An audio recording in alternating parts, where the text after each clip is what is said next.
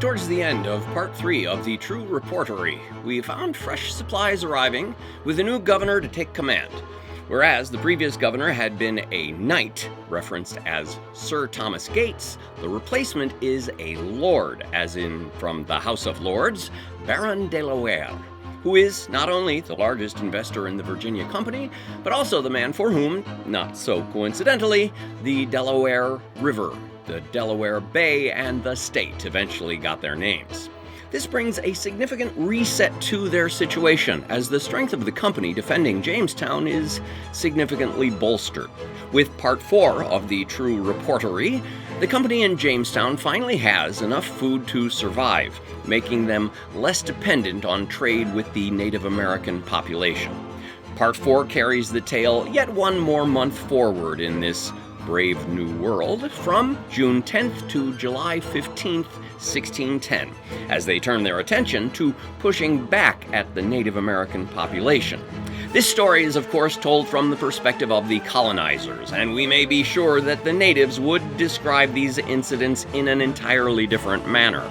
Those of you who know how this tale plays out over the following years may respond with a growing unease, if not horror, as each choice carries them ever further towards a massive and bloody conflict. We can't help but note that, much as William Stachey, the author of these reports, alludes to the barbarous disposition of the natives, the Tempest again echoes this report, as Miranda describes the character of Caliban, who was likewise native to this island before Prospero arrived, as an abhorred slave which any print of goodness wilt not take, being capable of all ill. A True Reportory of the Wracke, Part 4. Upon his lordship's landing at the south gate of the palisado, our company stood in arms to make a guard. His lordship fell upon his knees, and before us all made a long and silent prayer to himself, and after marched up into the town, where, at the gate, I bowed with the colors and let them fall at his lordship's feet, who passed on into the chapel, as one of his own followers read aloud his commission, as Lord Governor and Captain General of the colony and plantation in Virginia. Sir Thomas Gates, our governor hitherto, now being Lieutenant General. The Lord Governor delivered some few words, laying many blames for vanities and idleness, earnestly wishing that he might no more find it so, lest he should be compelled to draw the sword of justice to such delinquents, but also heartening them with the knowledge of what store of provisions he had brought, sufficient to serve 400 men for 1 whole year.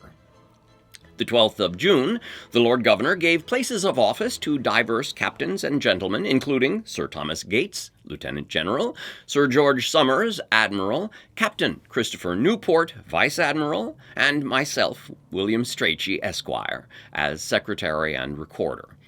The first business was for the obtaining of provisions. It did not appear that any kind of flesh, deer, or what else of that kind, could be recovered from the Indians, who in the previous winter had destroyed and killed up all the hogs, nor was there a hen nor chick, and our horses and mares they had eaten, while the provision which the Lord Governor had brought concerning any kind of flesh was little or nothing. Sir George Somers ventured on a voyage into the Bermudas to fetch 6 months' provision of flesh and fish, and some live hogs to store our colony again, and in his own Bermuda pinnace, the Patience, with Captain Argall in the Discovery, fell with the tide and left the bay. And likewise, the Lord Governor dispatched the Virginia, with instructions to fish all along Cape Henry and Cape Charles within the bay. Nor was the Lord Governor idle at the fort, but every day and night caused the nets to be hauled. But it pleased not God so to bless our labors, such that we caught less than 1/4 so much as would suffice. But let the blame of this lie where it is, both upon our nets and the unskilfulness of our men to lay them. The 6th of July, the north wind blowing rough had forced the longboat belonging to Algernon Fort to the other shore.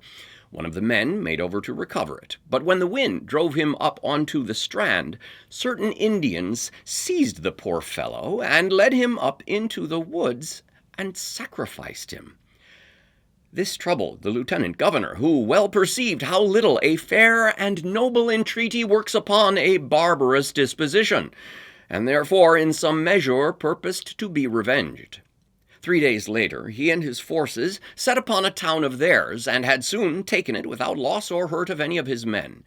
The Indian chief, what they called a werowance, and his women fled, but left his poor baggage and treasure to the spoil of our soldiers, which was only a few baskets of old wheat, and some other of peas and beans, and a little tobacco. Since then, the subtle King Powhatan has set on his people to attempt us with private conspiracies and actual violence.